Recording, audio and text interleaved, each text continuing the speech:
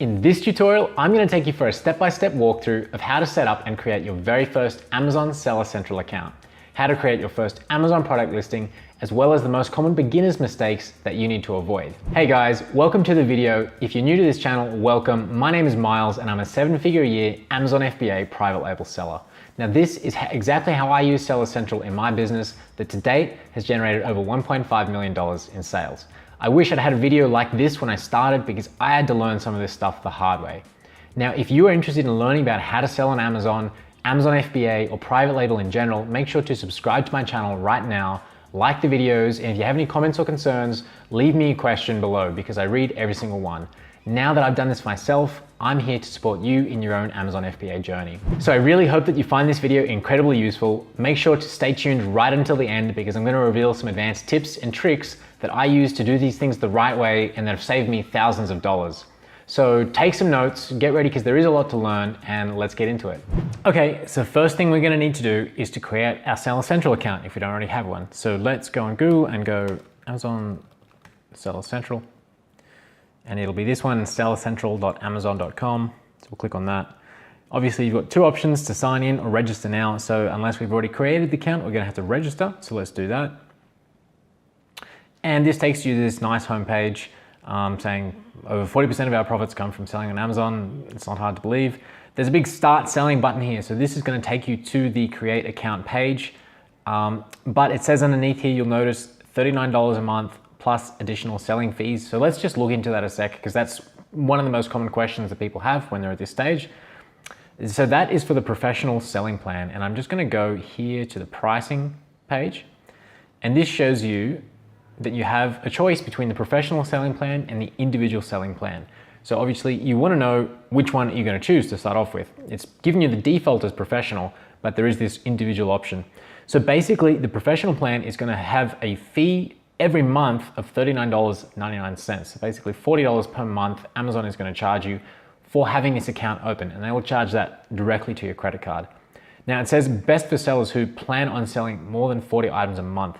And you can see the individual plan has zero subscription fee, but if you look at the selling fees, the only difference between those two selling fees is that the individual account will charge you 99 cents per item that you get sold, plus those other fees. So basically, if you're selling less than 40 items per month, you can use the individual account and save up to $40. But if you're looking at doing this, if you want to make any real money, you have to sell more than 40 items per month.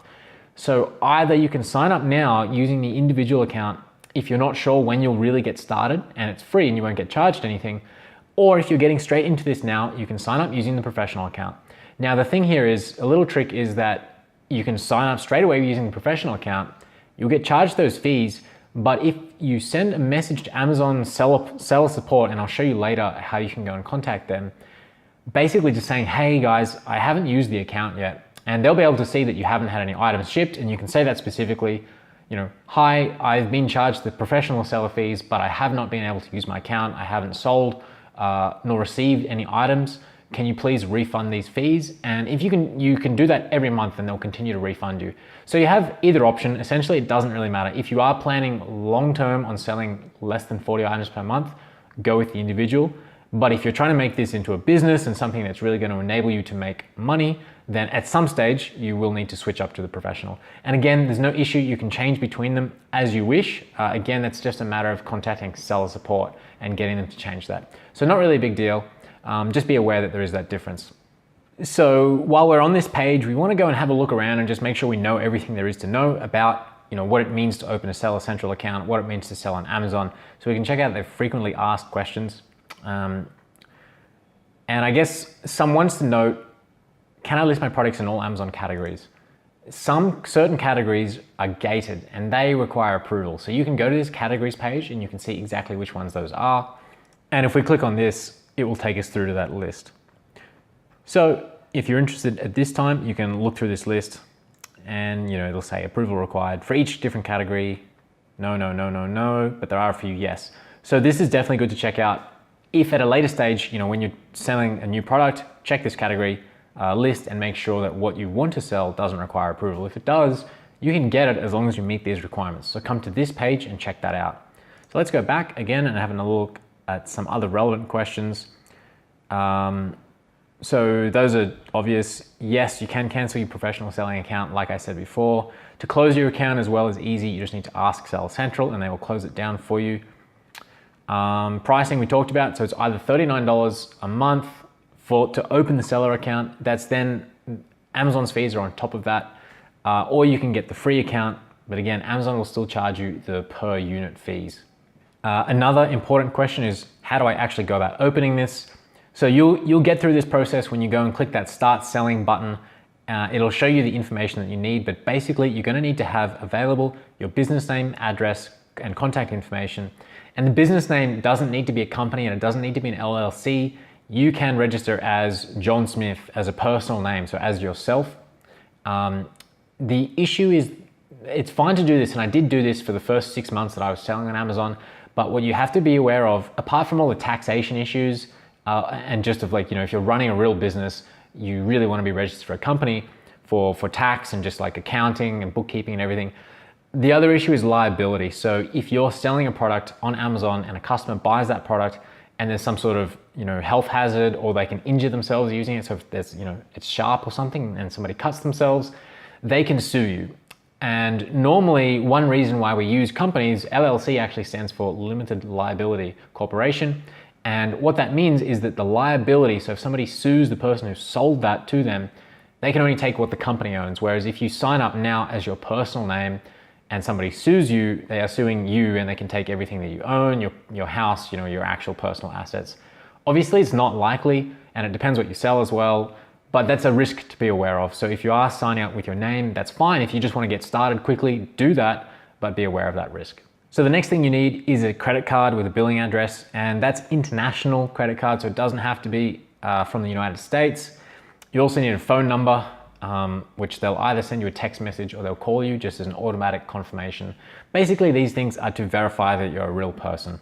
Tax identity information. So I can't go through this process because I can't actually create another Seller Central account, but when you go through this, if you're a United States resident or citizen, it will ask you to enter your US tax information. And if you're a foreign citizen, then there'll be a little checkbox that you can use to sort of exit out of that. So another question is, can I sell if I'm located outside the US, or if I'm if not from the United States? The answer is yes. None of this requires you to be located in the United States or a citizen. There is a list of accepted countries and accepted bank accounts that Amazon can pay into. So let's Google that and find it. Let's say Amazon accepted countries to sell. So this is to register the seller account. And basically when you're entering your personal details, your residential address or your company address, it'll be from one of these countries. And as long as it's on this really long list, then you're okay. And if you look through this, there's very few countries that are excluded. The other issue is banking details. So let's see, bank accounts, Amazon accepted bank account, countries and currencies supported by Amazon. So this list is a lot shorter. And when it loads, there we go. So you'll need to check this if you have a bank account located in one of these countries and the currency that it can pay into. It is more limited. Now, what you can do, and here's something that will save you thousands of dollars if you're located outside the US, look up World First or OzForex or Payoneer, one of those three companies. So that's World First. I'll leave links below, by the way, to these companies. I personally use World First and I think they're the best out of the three. But basically what either of these companies are going to do is give you a local bank account in the United States. So what happens is if you have, say, a bank account in the Eurozone, let's say in France, Amazon will pay into your French bank account in euros, but they'll take a pretty high margin of like 3% off the top. So anything that they're paying you, they're taking 3% of that. And you can avoid that by going with World First, with OzForex, or with Payoneer. And again, I recommend World First. They will take a much smaller cut. It's around 0.5% to 1% or maybe 1.5%, but Amazon is taking 3.5% or somewhere thereabouts. So you will save, over the last year and a half, I've saved lots and lots of money, many thousands of dollars by doing this. Okay, so once you finish reading these questions and you understand everything, then you're ready to start selling. Two more questions that people ask. A, if you open a seller account now, is it attached to a particular brand? So are you limited in the products that you can sell? The answer is no. There are lots of wholesalers who do this through one seller account. They can sell as many brands as they want. You won't be limited in that regard in the future. So basically, don't treat that as a limitation now. Don't worry about that. The other question is, can I open 2 Seller Central accounts? The answer to that is no, you can't, unless you specifically ask Amazon for permission. And they're gonna request that you have a valid business reason for doing so. There's also gonna be a few limitations. Probably the biggest limitation is that between those 2 accounts, you can't sell products in the same category on both accounts. So they have to be selling very different products. So basically, most people don't need to worry about having those 2 accounts, but be aware that if you accidentally sign up 2 accounts, Amazon will probably close them both. So don't sign up more than 1 account. And that's why I'm not gonna go through this process again now, because I don't wanna get in trouble. But for you, go to start selling and it'll ask you for all of those details and you'll go through a bunch of forms and then you're gonna get into your Seller Central account and let's get in there and get started. So we're in the Seller Central account now and we're greeted with this kind of confusing main page. So this is an empty account, but this is pretty much what you'll see when you sign up. And you can actually move all of these little widgets around. You can collapse them, open them up. Don't worry too much about this page for now. It's honestly more confusing than it looks. Notifications are just sort of news things that come out from Amazon. Same with headlines.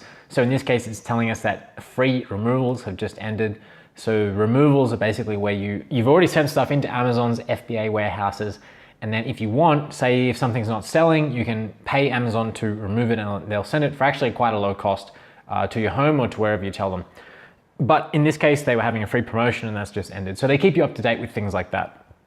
And you can go back and see all the previous headlines there. On this side, orders, so that's FBA orders as well as I believe manually fulfilled. Yeah, so you've got here your manually fulfilled orders, which means if you're selling something on Amazon, but you are the one shipping the item to the customer, you're the one storing the goods, then this is seller fulfilled. Now, obviously what I talk about in all of my videos is using fulfilled by Amazon. So that's Amazon does all of the storing of the goods, they send the goods to the customer. If the customer does returns, Amazon receives those goods back again. So that's fulfilled by Amazon. And so normally you'll be seeing, as you make sales, you'll be seeing these numbers go up here from 0. Down here is the performance. So Amazon has a lot of performance metrics that you need to meet. And this will just give you a summary of messages, for example. So the customer service requirement, the main one that you need to meet is you have to reply to every single customer message within 24 hours. So Amazon does a lot of the customer service. They do all the sort of returns and refunds and things like that. But a lot of the time, because you're the one selling the item, a message will go directly to you. And if it does, then you need to respond to it, every single one, within 24 hours. Otherwise, it will jump over from this 0 here to over the 24-hour target. And if you get enough of them, then you start getting strikes against your account and your account can get shut down or there can be other limitations imposed. So watch out for that one. Always be very quick with these. I have a customer service agent who does these for me and I try and get her to do them within the hour, basically as soon as she receives them. So you can click on that account health button there and that will just take you through to all of these metrics. And there's a whole bunch. When you're doing fulfilled by Amazon, a lot of them are sort of not really, you don't really need to worry about them because again, Amazon's doing the fulfillment, but do be aware of that. I believe you can go through these here and have a look at yourself, but it's not something that you really look at on a daily basis. As long as you're doing everything right, this will always be green, there'll be no issues. So let's go back to that main page. And over here is the payment summary. So as you're getting money paid out, then that will accumulate in a balance and we can just go in and check. It's all 0, 0, 0 at the moment. Now the key thing that you need to know here, and obviously my account's been open for a while, this one, and nothing's been paid out, is that there'll be a carryover balance. So Amazon will only pay you every 2 weeks. You can request a transfer earlier than that by clicking this button here. But Amazon holds at least 2 weeks worth of sales in case there's extra refunds or in case there's an issue with your account or there's some other, something that they need to take security for, then they hold that money and they don't pay it to you straight away. So be aware that when you're making these sales, there's going to be a delay between, obviously between you putting the inventory in Amazon and then between making the sale and when Amazon actually pays you. And you'll be able to go into this page, which you can also find here in the reports payments tab, and then you can see, how much you're getting paid, how much is going back to Amazon in fees, any customer refunds, what the final balance was, and then the final amount that you will get paid out to your bank account. And then the final thing down here is manage your case log. So that is your interactions with Amazon seller support. So seller support will help you with any issues you have with your listings, with your inventory, with reports that you don't understand, any issues with your account. It's a one-stop shop basically. Any problems you have with Amazon Seller Central, then you're gonna raise a case with Amazon Seller Support and you'll manage them through there. So you can click view your case log, and that'll show you here. Obviously this is empty. You can export report, do things like that, and just keep up to date to make sure that you're keeping up with notifications. Normally when they update each case, each support case, they'll also send you an email. Now, if you're looking to access or to create a new case and to contact seller support, which is something you'll do very often, go to this help menu up here. You can ask questions in the forums, but they are manned by, just like the other third-party sellers, and there are some reps in there as well. But generally you want to go get support. Can't find what you need. I mean, you can check these if you just want to get some informational help, but if you want to contact Amazon Seller Support, go to contact us. And then now what seems to be happening is instead of showing you this thing and letting you just, raise an issue, they'll sort of ask you a question so you can say, oh, I need to close the listing, get help. And then you can either look at that or just go to fulfillment, whatever it is. If it's an FBA issue, a lot of the time I actually go to your account and other account issues just because sometimes it doesn't really fit into these various options. So I'll go your account, other account issues in English, contact reason, and you put a title. I want to close listing and don't know how. And also this is nice for you to track these things if you want to go back and see what was said about a particular issue. Hi, can you please close my listing? That's it really, just keep it simple.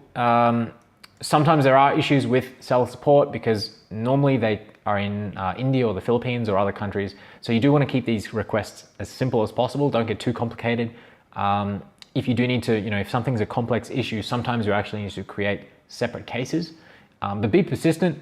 Definitely if they don't respond the way that you want, then basically just keep replying and asking. The seller support associates have their own metrics that they're trying to meet. So if they can't close a case out in time, then it sort of looks bad for them. So that's something that you can use to just don't let them close it basically unless they've solved the issue. So again, this is a one-stop shop for any issues you're having with Seller Central, with your inventory, PPC, anything like that. Or if you don't understand how to do something or something isn't working, go to contact us, contact seller support. So back on this main page, you can go here, and this is really probably not relevant unless you're selling on multiple marketplaces, but here you can switch markets. You can also change the language from English to something else if you want. And here is a search function. So this is again more about seeking out help. So you can see that I typed in closed listing before and it's shown up as a search term. So if you have a question that you're not sure if you need seller support, you just want to go through Amazon's help pages, then you can type that into that bar here and it'll just come up with various things that meet those search results. And then over here, messages. So that will take you to the customer messages section. So again, you're going to have to reply to customer messages relatively frequently. And they'll just pop up here and you have to reply to them within 24 hours is that key metric. So if you reply to every single one in 23 hours and 30 minutes, that's fine. Just don't go over that limit because then it will ping you with bad performance metrics. And then finally, we've got the settings. So you would have just signed up and filled in all of your account info, so we don't need to go through that again. What else? You can look at notification preferences. If you're getting too many emails from Amazon, you can turn them off there. Login settings and security, things like that. Return settings is, I believe, only if you're not using FBA. So this is on an individual selling account. If you're on a professional account, you'll also have a user permissions tab down here, and that will allow you to actually let third parties log into your Seller Central account. So that again becomes useful later on if you have a virtual assistant or you've hired somebody else or somebody else wants to log into your account. So a key thing here, guys, this is a classic beginner's mistake. Don't let anybody else log into your account, not through the normal login. That is a good way to get your account banned. So if anybody else wants to use your account, you essentially need to have a professional selling account and then that user permissions option will pop up here, which it currently isn't. And then you need to go into the user permissions and actually invite that other person through their separate email address, through their separate account. And then you can give them, limited access to just do whatever they need to do within your account. So again, key thing, don't let other people just log into your account. Don't give out your password. Amazon really doesn't like that. Okay, so we're back on the main page. I've hopped into my main account now because I realized the other one that I was showing you was a personal account. So there are some menu items missing. So just quickly, let's look at these headline menu items. And again, there looks like there's so many, but most of them you're almost never going to need to use. So first of all, catalog, don't worry about it. Inventory, that's one that I'm going to focus on for the rest of this video because that is basically how you're going to manage the products. You're going to list new products. You're going to create shipments to send things into the Amazon warehouses. All of that is done through inventory. Basically just manage inventory and manage FBA shipments. So I'll go through them in a minute. Pricing, don't worry about it. You can do everything through the inventory page anyway. Orders, don't worry about that. So advertising, yes, this one is really useful. Campaign manager, we want to look at lightning deals. We want to look at and promotions as well. So campaign manager is where we manage our PPC or pay-per-click advertising. And this is a pretty integral part to having an Amazon business. So you can see that I use PPC quite heavily, by the way. I'm averaging an ACOS, so that stands for advertising cost of sale. And that's basically the percentage of the sale price that goes to advertising, to Amazon's PPC costs. And I'm running at about 24%, which is not fantastic. It's also not that bad either. And there are a lot of strategies that go into this, how you can calculate your optimum ACOS, how you can optimize campaigns. I won't get into it in this video, but know at this stage that you probably will need to use PPC and therefore use Campaign Manager. So here it'll just give you a breakdown of all of the campaigns that you have, their status, whether they're automatic or manual. So automatic campaigns are basically Amazon choosing which keywords that ad is going to show up for. It chooses them based on how it calculates relevancy, what your product is, the keywords that you give it in the inventory page, which I'll show you in a second, and various other factors. So then a manual campaign is basically you selecting those keywords yourself. Start date, end date, of course, I don't set an end date. I just leave these campaigns running, and daily budgets, and then spend, sales, ACOS. And you can actually go and you can select which columns you want to use here. So if you wanted to look at clicks, I can add that in. It's a bit slow today. Orders that have resulted from PPC spend and click-through rate as well. So you can play around with this here and really look at these statistics and drill down. You can also go into all of the campaigns. But for now, this is like a whole nother video, so I'll definitely put out one about PPC optimization. But for now, bulk operations, don't really worry about it for now. It does allow you, if you have lots of campaigns, to manage them really efficiently, but you have to know how to use them. They use Excel spreadsheets, and it's just another layer of complexity. So for now, leave bulk operations alone. And the last thing then, in terms of Campaign Manager and PPC, is the ad reports. And you can either go here at the top here, ad reports, or you can go to reports, advertising reports. So I'll just click on it here. And this is showing the new style. Up until a few months ago, everything looked a bit different. So if your seller account still looks different, it's because you're using the old style. The functionality, I think, is pretty much the same. They just changed the reports around a little bit. But the main report that you want to worry about in terms of advertising reports is the search term report. So that's this one here. And what that is going to tell you is the exact keywords, the exact words that customers are typing in to Amazon search bar, and then your ads are showing up for those exact keywords. And it's going to show you the performance for each specific search term. So the difference between a keyword and a search term is that a keyword is what you're bidding on, and a search term is what the customer is typing in. So with different match types, again, another video, you can have a keyword that you're bidding on in Campaign Manager that shows up for many search terms, but a search term is the most specific thing possible. And so this report will tell you, how much money you spent on each search term, how many people clicked through, how many people bought, and it really gives you that really good data as to which keywords or search terms are performing for your product. So definitely have a look at this when you start running PPC campaigns, which you inevitably will. And you can download this for, I believe it's the last 60 days. Make sure that you're getting this at least every 60 days. You should really be doing it probably at least every 2 weeks, I'd say, and downloading this data. So this is the most useful report that you need to look at. The other report that's nice to look at is business reports. And this is going to give you your sales dashboard for whatever period you choose. So I'm looking at today. Sales are going okay. It's actually a bit of a low period at the moment, but that's not bad for today. And you can just play around with the details here. So I'll go back to the start. And yeah, so this is my main account. And you can play with this. There are also a whole bunch of other reports here, but for now, don't worry about these. These allow you to really dig into sales and traffic data, so like conversion rates, things like that, which later on you need to worry about. But in terms of just getting up and running, you don't need that for now. For the performance menu, account health is what I was talking about before, just those metrics. You very rarely need to look at this unless something has gone wrong. By the way, if something does go wrong, this little flag here will flash red. And when you see that red, click on it, it means something's gone wrong. It's not necessarily a big deal. It can sometimes be like, a temporary issue with one of your listings. And sometimes when you see that flag, Amazon may have shut down one of your listings, but if you go in there and click on it, and it'll tell you what's wrong, and sometimes you can just reactivate it straight away. But if you see that little red flag, realize that it means it's either something about one of your listings or something about your account. So there's not really much else in the performance menu to worry about. Nothing, in fact.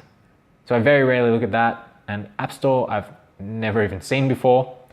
So just going back, before I get back to inventory, which is the main menu, we talked about Campaign Manager, Lightning Deals as well. So I'll show you quickly what a Lightning Deal is if you're not familiar with it. Basically, a Lightning Deal is a way of getting your product discounted and then put in front of a whole bunch of Amazon customers. And these happen every day, and you have to schedule them in advance. You can go, if you want to look at this from the customer's perspective, go to Amazon.com, today's deals, and then sort by deal type down to Lightning Deals. So essentially, these normally run for about 6 hours. You have to give a minimum discount of, I believe it's 20%, and you also have to pay Amazon normally $150, and during peak periods, it's $300 or more to list on here. But the flip side is that you get, it's your own special deal page, and you can see that there's this element of scarcity, which is 69% claimed. It shows the price, the discount. These ones are only 15% off.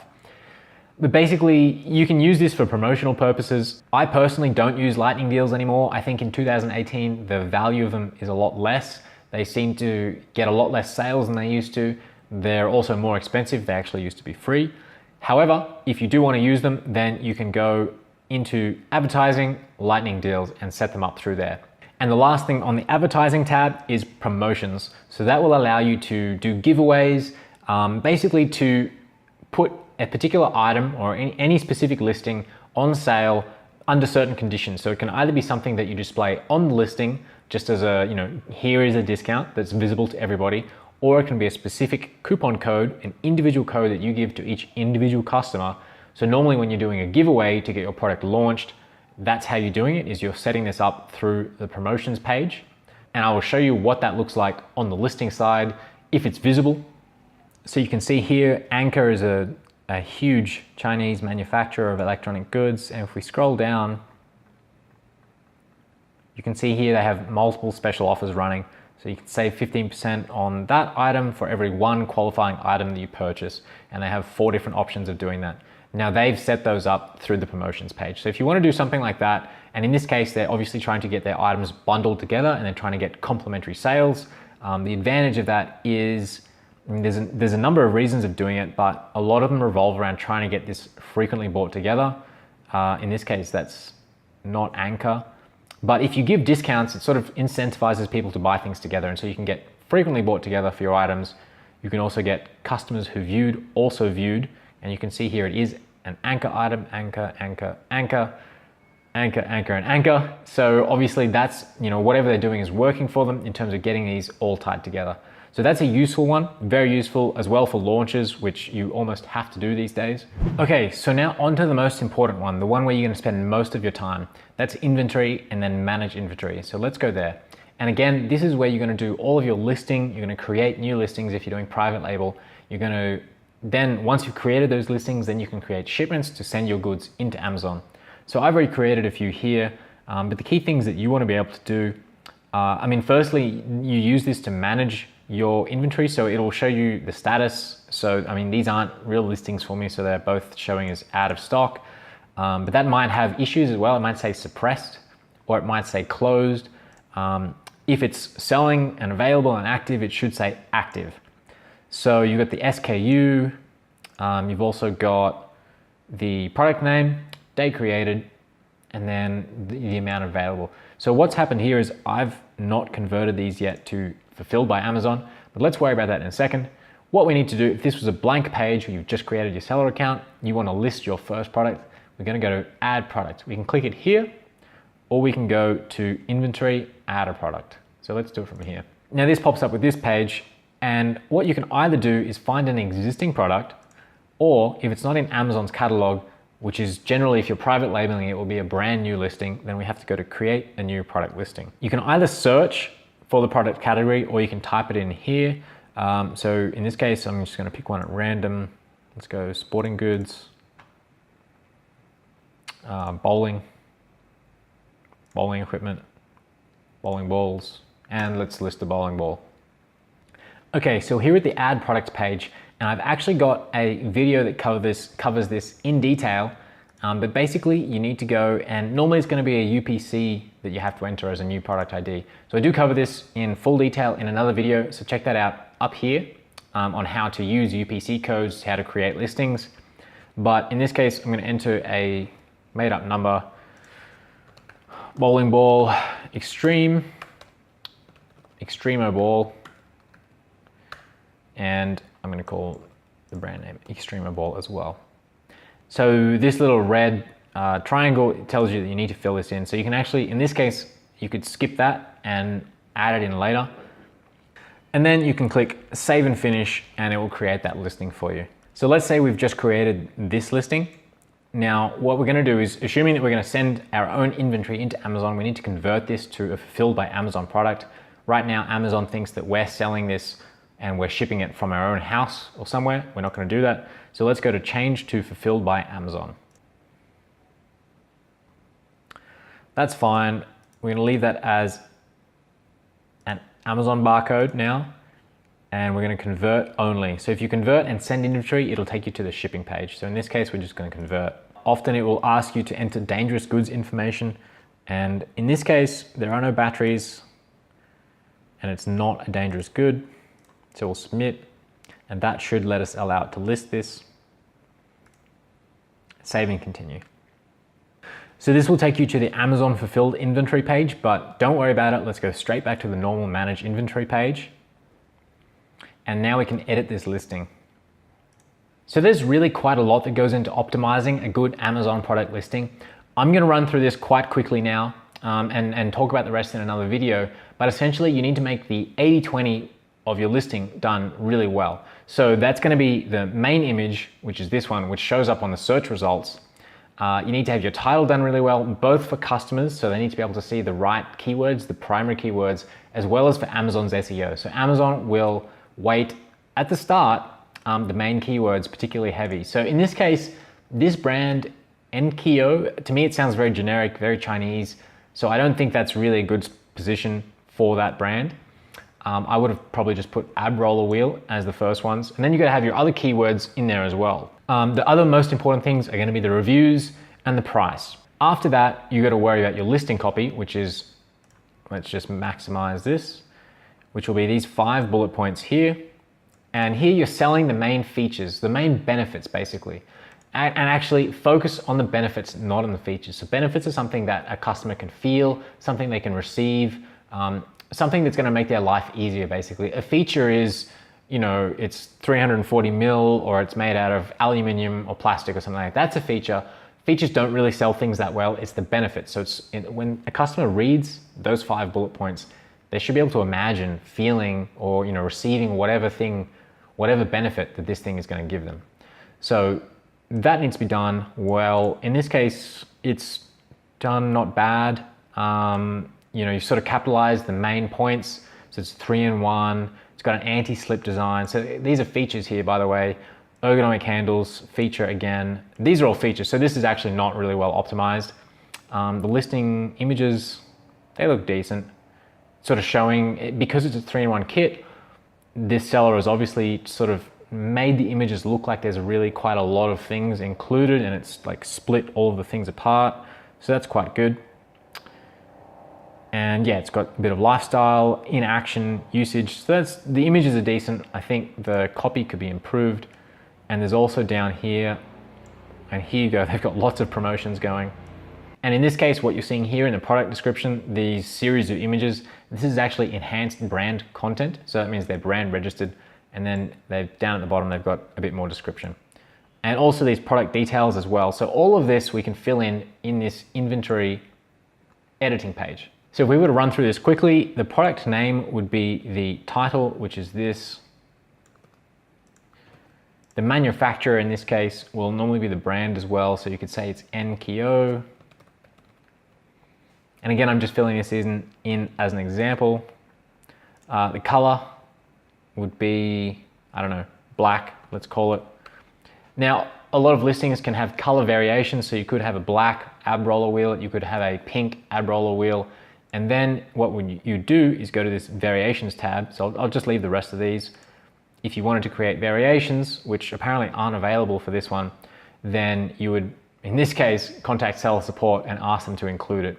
Certain categories permit certain types of variations, and I'm not familiar with fitness itself. So the offer page then is where you add the price. So I've put $50 just as a random price, and they've put it as $18.99, or you could click match price. And leave it as 50 as in this case. You can put in a sale price. So that is becoming less and less common these days. Probably about 6 months ago, almost every listing you would see here. So see here, it says $18.99. It would actually say price $18.99, be crossed out, and then underneath it, it would say sale price, $15.99, and then 20% off or whatever. And that's just a way of sort of giving Amazon customers a bit of a feeling of like a discount, a limited time discount, like they're getting a better price. However, Amazon has gone away from that recently. So you can put a sale price in here, but a lot of the time it doesn't show up. And I'm not sure whether that's just happening with new listings. I know I had listings that had that sale price and then they got removed. And so now it just shows the price. So I actually don't bother with the sale price anymore, but you can experiment with that and see if it shows up. If you can get it, then you can enter a sale start date and an end date. So you put the start date as, whenever you list the product. And if you want that to stay up there forever, then put the end date as June 2020 or something like that. Condition, it's new, so there is no condition. And the RRP, suggested retail price, I don't think it really matters. I will always just tick these because that allows Amazon to gift wrap and gift message, and it's just a little bonus, so why not? And then the maximum order quantity, this one's important for a number of things. If you're doing a giveaway, for example, it's pretty much mandatory to limit this to a very small number. What that means is that if you stuff something up and you accidentally release the coupon code to too many people, or you forget to limit the amount of coupon codes that can be redeemed by one person, somebody can go and they can order 900 of your units, sell you out, getting these at like 90% off, and then you've essentially lost an entire order. If that happens, I think you have a few hours to contact Amazon and cancel those orders. After that, they're gone. So the way to mitigate that risk is by setting a maximum order quantity. I also like to set a maximum order quantity always at all times of 25, 50, something like that, because otherwise there's a trick that I will show you in another video where you can basically type in, you can add, say 999 of this product to the cart, and if they don't have a maximum order quantity, somebody else can actually see how much stock you have available. Compliance, don't worry about this one unless you are selling electronics or batteries. For most simple products, you shouldn't need to worry about this one. Images, you simply upload your listing images, and obviously the main image is the most important, and do be careful of the image requirements. So very recently, Amazon has sent out an email basically restating these requirements for the main image. So that's when you type in a keyword or a search term rather, and you get all of those search results, Amazon really doesn't want to see any images that don't meet these requirements. So that's things with colored backgrounds, props, basically anything else in the image that isn't the product itself on a white background. So do be aware of those requirements and make sure that you meet them for the main image. The other images is fair game. You can do what you want. So the rest of these are completely fine. They can show, the image in use with models, lifestyle background, infographics, things like that. They're all great. So again, these images are pretty good. So you can just upload there up to 9 images. So on the description tab, what we're doing here is quite important. So we're looking first at the product description, which is actually this one down here. Now this is a bit different because this listing has enhanced brand content, which again requires brand registry. If you're just listing a new product, you won't have that. So the product description will be 2,000 characters. Similar to this, you want to kind of expand on what you put in the bullet points, which are actually these key product features here. The key thing to keep in mind here with both the product description and the key product features is you're trying to make this keyword rich for Amazon's SEO. So you're trying to insert all of the keywords that you've identified during your keyword research, putting them in naturally, organically, so that the customer doesn't read to the customer like you're just inserting lots of keywords. It sounds like it makes sense to them and it's selling the benefits to them via the features, but all of the keywords are in there which the customer will be searching. Ideally, you want them also in the exact phrase they come in as well. But the words help even if they're split up. But ideally, put them all together. So then with the bullet points, you want to be focusing on the benefits. So that's the feeling and the thing that the customer is going to imagine getting. And in this case, it's not necessarily an anti-slip design. It's more like, rock hard abs, looking good, feeling strong. So you could say like 3-in-1 ab roller kit for the ultimate rock hard abs, things like that. It's a bad example, but take the time, really think about what the customer is going to feel, what they're going to achieve out of getting this product, not what the product has and what it consists of. This isn't a bad product listing though. So you type that in here, all of these 5, and then leave them out. Keywords, you can pretty much leave these out as well. The search terms is the important one. Now here you're going to get 250 characters all up between these 5, so you can just put them in the front one. And this is your opportunity to put in all of the keywords that you haven't been able to use in the description, in the title and in the bullet points. The search terms are actually better for SEO than the product description, and so you can reuse those words as well. But if you're running short, then cut out any keywords that you've put into the product description. Platinum keywords leave out. And finally, the more details, most of these you don't need to worry about because there's a lot. So you click save and finish and you've done your first product listing.